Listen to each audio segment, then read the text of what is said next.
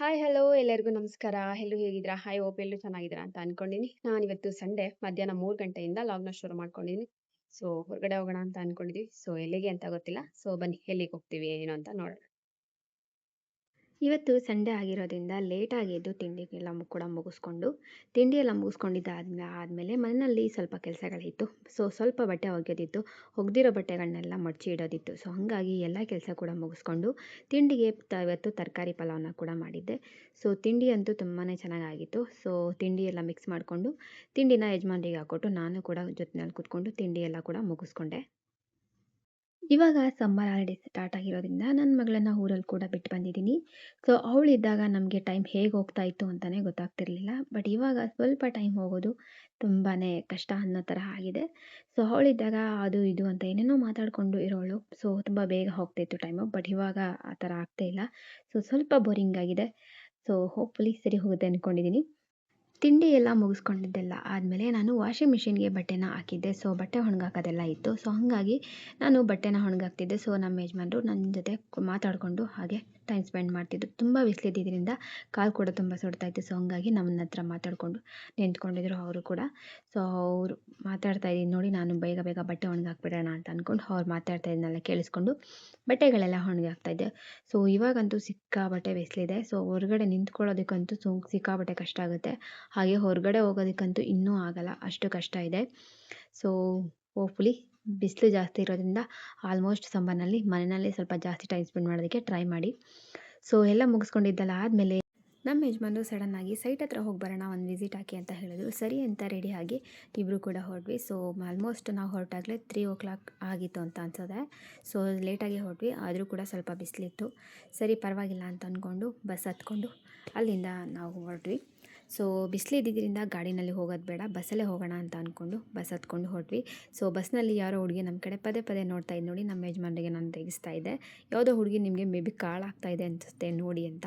So ಒಂದು bus ಹತ್ಕೊಂಡು ಒಂದು ಬಸ್ ಇಳ್ಕೊಂಡು ಅಲ್ಲಿಂದ ಮತ್ತೆ ಇನ್ನೊಂದು ಬಸ್ ಹತ್ತಬೇಕಿತ್ತು. ಸೊ ಹಂಗಾಗಿ ಬಸ್ಗೆ ವೆಯ್ಟ್ ಮಾಡ್ಕೊಂಡು ಕುತ್ಕೊಂಡಿದ್ವಿ. ಸೊ ಆಮೇಲೆ ಕೊನೆಗೂ ಬಸ್ ಕೂಡ ಬಂತು. ಸೊ ಬಸ್ ಹತ್ಕೊಂಡು ನಾವು ಮತ್ತೆ ನಾವು ಹೋಗಬೇಕಾಗಿದ್ದ ಜಾಗಕ್ಕೆ ಅಂತ ಹೊರಟ್ವಿ. ಸೊ ನಾವು ಹೊರಟಾಗ ಆಲ್ಮೋಸ್ಟ್ 3:00 3:30 ಆಗಿತ್ತು. ಸೊ ಹಾಗಾಗಿ ಬಸ್ನಲ್ಲಿ ಕೂಡ ಅಷ್ಟೊಂದೇನು ರಶ್ ಇರಲಿಲ್ಲ. ಸೊ ಬಸ್ ಕೂಡ ಫ್ರೀಯಾಗೇ ಇತ್ತು. ಸೊ ನಮಗೂ ಕೂಡ ಸೀಟ್ ಸಿಕ್ತು. ಸೊ ಸಂಡೇ ಆಗಿರೋದ್ರಿಂದ ರೋಡ್ನಲ್ಲಿ ಹೆವಿ ವೆಹಿಕಲ್ಸ್ ಇದ್ದಿದ್ದರಿಂದ ನಾವು ಹೋಗಬೇಕಾದ್ರೇ ನೋಡಿದ್ವಿ, ಅಲ್ಲಿ ಎರಡು ಆಕ್ಸಿಡೆಂಟ್ಸ್ ಆಗಿತ್ತು. ಒಂದು ನಾರ್ಮಲ್ ಏಟಾಗಿತ್ತು, ಬಟ್ ಇನ್ನೊಂದು ತುಂಬಾ ಡ್ಯಾಮೇಜ್ ಆಗಿತ್ತು. ಸೊ ಅದನ್ನೆಲ್ಲ ನೋಡಿಕೊಂಡು ಗಾಡಿ ತೊಗೋಬಾರ್ದೆ, ನಾವು ಒಳ್ಳೆ ಕೆಲಸ ಮಾಡಿದ್ವಿ ಅಂತ ಅನಿಸ್ತು. ಹೆವಿ ವೆಹಿಕಲ್ಸ್ ಇತ್ತು ಕನಕಪುರ ರೋಡ್ನಲ್ಲಂತೂ ಸಿಕ್ಕಾಪಟ್ಟೆ ರಶ್ ಇದೆ. ಹಂಗಾಗಿ ಸಂಡೇ ಟೈಮು, ಅದರಲ್ಲೂ ಈ ಟೈಮಲ್ಲಿ ಓಡಾಡಬೇಕಾದ್ರೆ ತುಂಬಾ ಹುಷಾರಾಗಿರಬೇಕು. ಸೊ ನಾವು ಹೋಗಬೇಕಾಗಿದ್ದ ಕೆಲಸ ಎಲ್ಲ ಮುಗಿಸ್ಕೊಂಡು ನೆಕ್ಸ್ಟ್ ನಾವು ಹೊರಟಿದ್ದು ಕನಕಪುರ ಮೇನ್ ರೋಡ್ನಲ್ಲಿ ನೆಲ್ಗುಳಿ ನಿಯರು ಒಂದು ಚಾಕ್ನ ಸೆಂಟರ್ ಇದೆಯಂತೆ. ಸೊ ನಮ್ಮ ಯಜಮಾನ್ರಿಗೆ ಅವ್ರ ಫ್ರೆಂಡ್ ಯಾರೋ ಹೇಳಿದ್ರಂತೆ. ಸೊ ಹಾಗಾಗಿ ಒಂದ್ಸರಿ ಹೋಗ್ಬಿಟ್ಟು ಬರೋಣ ಅಂತ ಅಂದ್ಕೊಂಡು ಅಲ್ಲಿಗೆ ಕರ್ಕೊಬಂದರು. ಹೇಗೂ ಬರೋದು ಬಂದಿದ್ದೀವಿ ಅಲ್ವಾ, ಸೊ ಅಲ್ಲಿಗೆ ಒಂದ್ಸರಿ ಹೋಗಿ ಬರೋಣ ಅಂತ ಅಂದ್ಕೊಂಡು ಕರ್ಕೊಂಡು ಹೊರಟ್ರು. ಸೊ ನಾವು ಹೋದಾಗ ಸ್ವಲ್ಪ ಫ್ರೀನೇ ಇತ್ತು, ತುಂಬ ಏನೂ ರಶ್ ಇರಲಿಲ್ಲ. ಸೊ ಮೇನ್ ರೋಡಲ್ಲೇ ಇರೋದ್ರಿಂದ ಹುಡ್ಕೋದೆಲ್ಲ ಏನು ಕಷ್ಟ ಆಗಿಲ್ಲ. ಸೊ ತುಂಬ ಚೆನ್ನಾಗಿ ಗೊತ್ತಾಗುತ್ತೆ ಮೇನ್ ರೋಡಲ್ಲೇ ಇರೋದ್ರಿಂದ. ಸೊ ಇದು ಕಲಾಸಿಪಾಳ್ಯ ಮಟನ್ ಚಾಕ್ನ ಅಂತೆ. ಸೊ ಚಾಕ್ನ ಆ್ಯಕ್ಚುಲಿ ನಾನು ಮೊದಲನೇ ಸರಿ ತಿಂತಿರೋದು, ಯಾವತ್ತೂ ಕೂಡ ತಿಂದಿಲ್ಲ.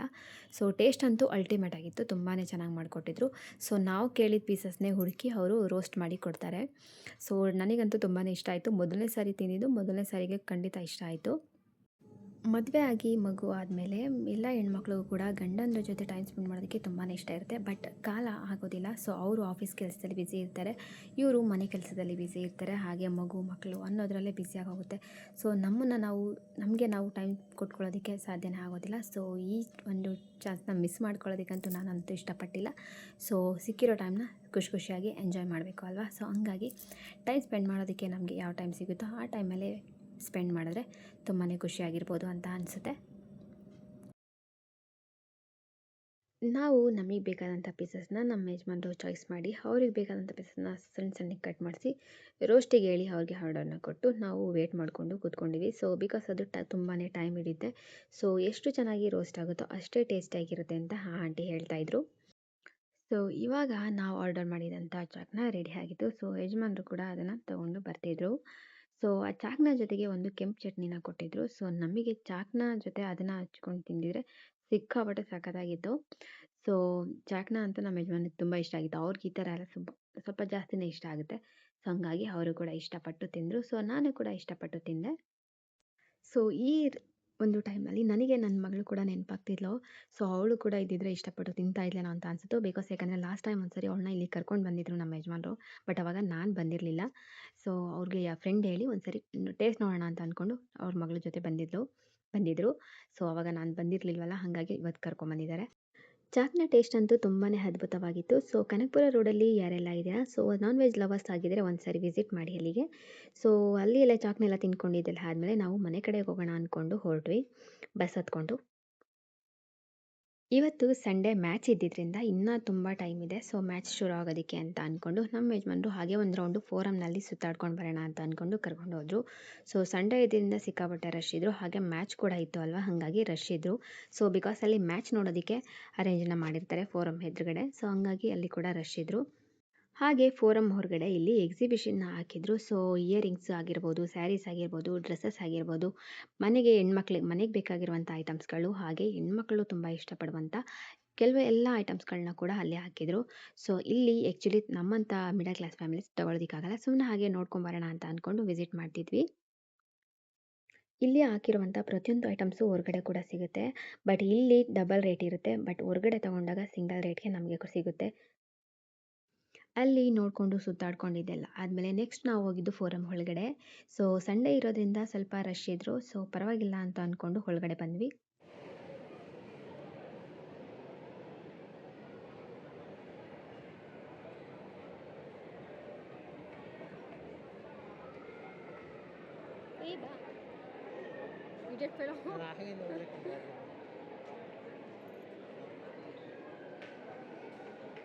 ಹೇಗೂ ಮ್ಯಾಚ್ ಆಡಿಸ್ತು ಶುರು ಆಗೋದಕ್ಕೆ ಇನ್ನೂ ತುಂಬ ಟೈಮ್ ಇದೆ ಅಂತ ಅಂದ್ಕೊಂಡು ಯಾವುದಾದ್ರೂ ಮೂವಿಗೆ ಹೋಗೋಣ ಅಂತ ಅಂದ್ಕೊಂಡು ಚೆಕ್ ಮಾಡಿದ್ರು.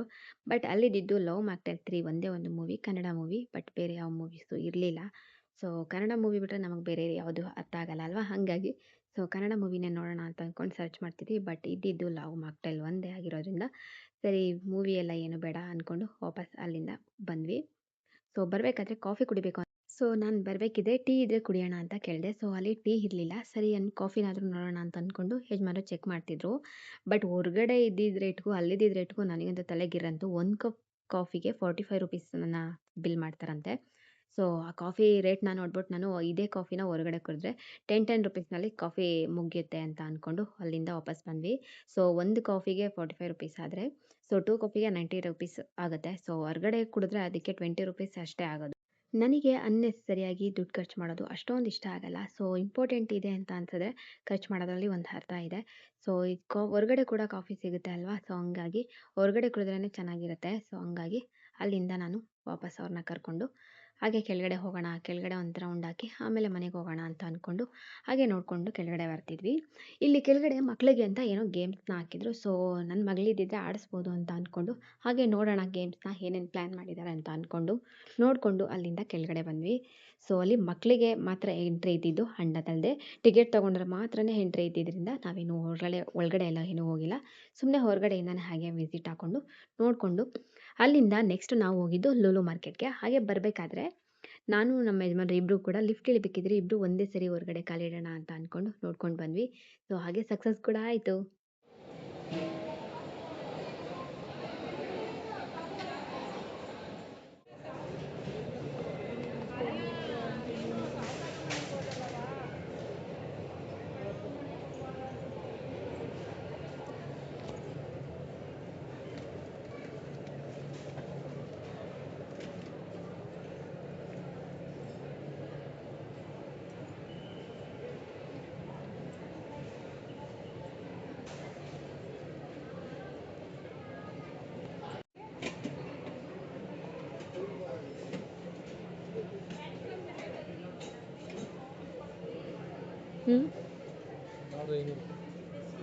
ಈ ಕಡೆ ಯಜಮಾನ್ರು ಅಲ್ಲಿ ಕುಕ್ಕರ್ನ ನೋಡೋಣ ಅಂತ ಹೇಳಿದ್ರು. ಸರಿ ಅಂತ ಅಂದ್ಕೊಂಡು ನೋಡ್ತಾ ಇದ್ದೆ. ಬಟ್ ನನಗೆ ಆ ಕುಕ್ಕರ್ಗೆ ತಳ ಅಷ್ಟೊಂದು ಥಿಕ್ನೆಸ್ ಆಗಿಲ್ಲ ಅಂತ ಅನಿಸ್ತು. ಸೊ ತುಂಬ ತೆಳು ಇದೆ ಅಂತ ಅನಿಸ್ತು. ಹಂಗಾಗಿ ನಾನು ಕುಕ್ಕರ್ ಬೇಡ ಅಂತ ಹೇಳಿ ಅಲ್ಲೇ ಇಟ್ಬಿಟ್ಟು ಅಲ್ಲಿಂದ ವಾಪಸ್ ಬಂದ್ವಿ. ಸೊ ನೆಕ್ಸ್ಟ್ ನಾನು ಹೋಗಿದ್ದು ಪೇಂಟಿಂಗ್ಸ್ನ ಇಟ್ಟಿದ್ರು. ಸೊ ಅಲ್ಲಿ ಕೂಡ ನೋಡ್ತಾ ಇದ್ದೆ. ಸೊ ಒಂದಕ್ಕಿಂತ ಒಂದು ಎಷ್ಟು ಚೆನ್ನಾಗಿ ಕಾಣಿಸ್ತಾ ಇದೆ ಗೊತ್ತಾ. ಸೊ ನೀವೇ ಕೂಡ ನೋಡಿ.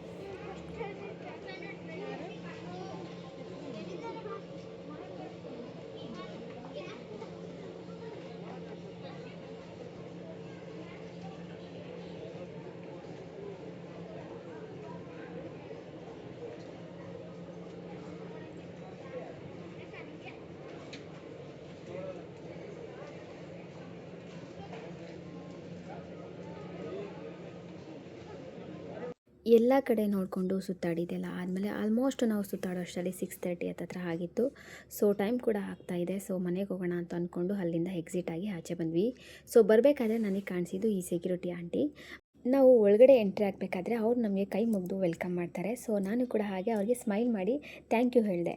ಬಟ್ ನನಗೆ ಅಲ್ಲಿ ಕಾಣಿಸಿದ್ದು ಮಾಲ್ ಒಳಗಡೆ ಎಂಟ್ರಿ ಆಗುವಂಥ ಪ್ರತಿಯೊಬ್ಬರಿಗೂ ಕೂಡ ಅವರು ಕೈ ಮುಗಿದು ಸ್ಮೈಲ್ ಮಾಡಿ ನಗ್ನಗ್ತಾ ವೆಲ್ಕಮ್ ಸರ್, ವೆಲ್ಕಮ್ ಮ್ಯಾಮ್ ಅಂತ ಹೇಳ್ತಿದ್ರು.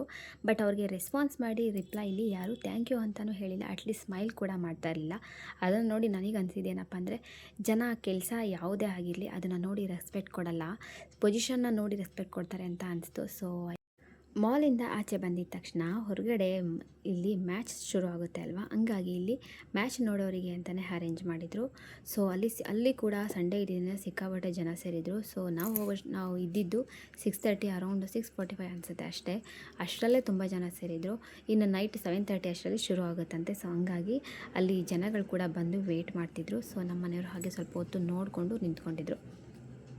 ಮಾಲ್ನಲ್ಲಿ ಕಾಫಿ ಅಂತೂ ಕುಡಿಯೋದಕ್ಕಾಗಿಲ್ಲ. ಸರಿ ಹೊರಗಡೆ ಬಂದಮೇಲೆ ಕಬ್ಬಿನ ಜ್ಯೂಸ್ ಆದರೂ ಕುಡಿಯೋಣ ಅಂತ ಅಂದ್ಕೊಂಡು ಹಾಗೆ ಮನೆ ಕಡೆ ಹೊರಟಿದ್ವಿ ಅಲ್ವಾ, ಹಾಗಾಗಿ ಕಬ್ಬಿನ ಜ್ಯೂಸ್ ಕುಡ್ಕೊಂಡು ಆಮೇಲೆ ಮನೆಗೆ ಹೋಗೋಣ ಅಂತ ಅಂದ್ಕೊಂಡು ಕಬ್ಬಿನ ಜ್ಯೂಸ್ ತೊಗೊಂಡು ಹಾಗೆ ಕುಡ್ಕೊಂಡು ನಿಂತ್ಕೊಂಡ್ವಿ. ಸೊ ಟ್ರಾಫಿಕ್ ಇದ್ದಿದ್ದರಿಂದ ವೆಹಿಕಲ್ಸ್ಗಳೆಲ್ಲ ನಿಂತಿತ್ತು.